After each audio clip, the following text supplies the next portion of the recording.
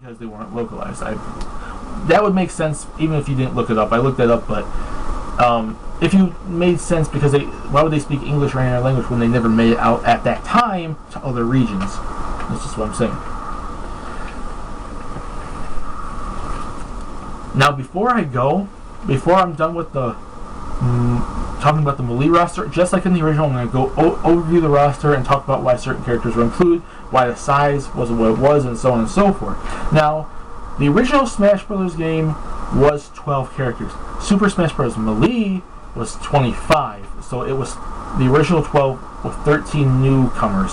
Those being Dr. Mario, Falco, Pichu, Mewtwo, Peach, Bowser, Ice Climbers, Mr. Game & Watch, Zelda, Ganondorf, Young Link, Roy, and Marth.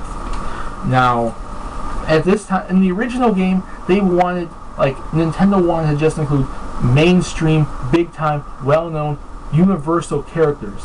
The only one that didn't kind of fit with that was Ness, but even then, he was from the recent generation, and gamers from at least America and Japan knew the character.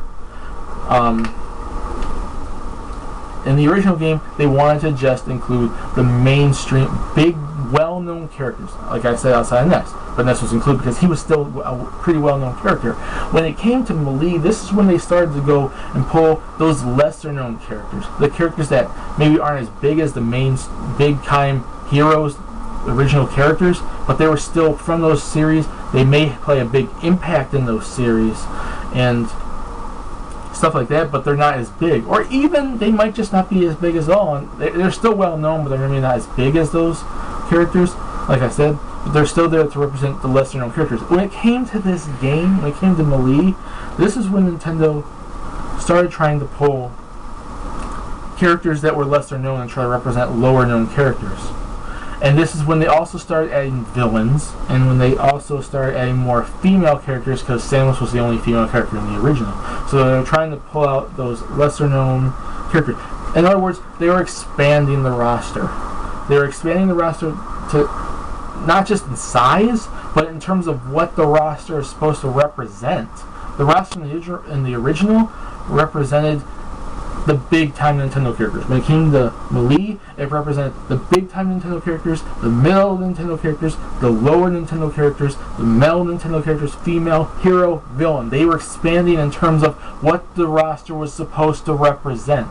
It was not just going to be good guys anymore. They were going to add villains. It was not just going to be male characters outside of Samus. They were going to add Peach and Zelda, stuff like that. Oh yeah, and I forgot the female, the Ice Climber female character. I forgot her name. Sorry.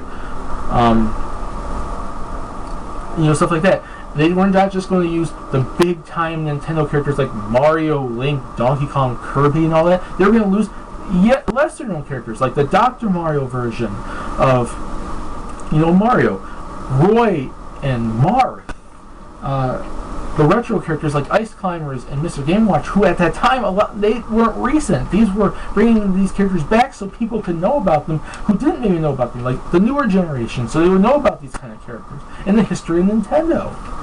The whole point of Melee was the start of trying to do not just universal well-known characters, but represent Nintendo as a whole, from the big-time characters to the smaller characters.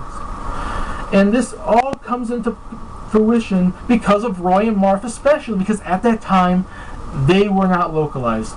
This was the first game to have characters in it that were never able to make it in any other region at the time. Now, of course, nowadays we have Fire Emblem, but back then no other country outside of Japan did. This was the first game they did this. They also did this in Brawl, which I'll be talking about that then, and they're probably also going to do this in 4.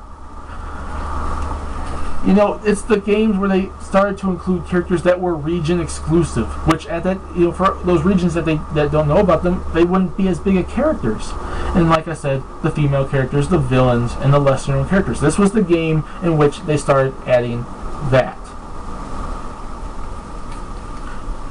And the reason why it was 25, there were characters in there that should have been in the original, but since there was a limit on it because it was such a new idea and they didn't want to go all out in the original, they held them back. Bowser, Ganondorf, Peach, Zelda, those characters could have been in the original, but they didn't. They held them back. 2 years later, they were added in Melee. Young Link could have been added because of Ocarina of Time, but they waited and added him because of Majora's Mask. And then, you know, Falco could have been added in the original, but they didn't want it over. The only rosters to get more than one character in the original were Mario and Pokemon, which were like the two biggest franchises at the time outside of Zelda. And the reason then they added him because he's like the side character. He was the character that goes along with Fox. And then Pichu was there because, like I said, Generation 2 and Mewtwo, because of the representing still how popular he was. He had a movie, and the Generation 1 was still relevant at the time. You know, these characters, they added, but they didn't want to add too many. Like, some of those characters didn't have chances of making it in the original because either A, they were not out yet, or B, they didn't have a game around Super Nintendo or like Game Boy original time or something like that, you know. But they added them then, and also they kind of held characters back, I think. So when they were able to make a bigger game roster, they did. But it was only 25 because I don't think Sakurai wanted to super boost up the roster. He wanted to make it decent. He went from being in the 10s with 12 to being in the 20s with 25, but he didn't want to add way too much to it. But he did kind of double the roster, you know. And we've seen the same like formula go to Brawl as well, and what I'm assuming we're going to see happen in 4. Like, it goes up about like Brawl was in the 30s and Smash Bros. 4 can be like in the 40s or something like that, you know. Like, that's kind of been like a stay, it seems like now. Like, it's kind of like a formula it seems to be having, if you really look at it. But I'm not talking about Brawl yet. I'll hold that off. Same thing with 4. But like I said, it was 25 because they added characters that could have been in the original, but they weren't for trying to hold back and limit the roster reasons. And they also added characters that became hits at the time. Generation 2 came out, they had to represent Generation 2. Majora's Mask came out, they had to represent Majora's Mask. And the reason why Majora wasn't there was because if they decided to represent Majora instead of Young Link, even though, like, you know, even though it would have been cool if they could have had both, it would have made no sense because they wouldn't have had the Link in which Majora fought, because it would be kind of awkward to have adult Link and Majora. So the reason why Majora wasn't added because they only wanted to add one more. They wanted to add that. They just wanted to add Young Link to represent Majora's Mask, but didn't want to add like 6 characters or no wait, 5 characters to the Zelda roster. So he was not there. But if they did add 5, if they did add 5, I'm sure Majora would have been the 5th one because they would have had a villain there for Young Link. But the reason why it was Young Link there because they just wanted to represent Majora's Mask from Link's perspective instead of adding a villain without having a Link to represent the Link in which that villain fought. You know, that kind of thing. You know, stuff like that. They added characters because they should have been in the original, or because they were becoming hits around the time and they were new characters on the Nintendo 64, the Game Boy Color, or the Game Boy Advance. And that's basically the reason why this game was around. Melee was the start to changing the Smash Brothers games by adding characters that were not as big and lesser known, and not just sticking with the big-time Nintendo characters. And getting more villains in there, and getting more females in there, and like I said, lesser known characters, and characters that are region exclusive, which we still see to this day, and we're probably going to see for quite some time. But that's the reason. But they didn't want to add too many because they didn't want to oversaturate the roster, at least at this time. That could be done for future games, you know. And that's the whole point of Smash Bros. Melee. I hope you guys like this video, which I think right now is going to be about 3 parts.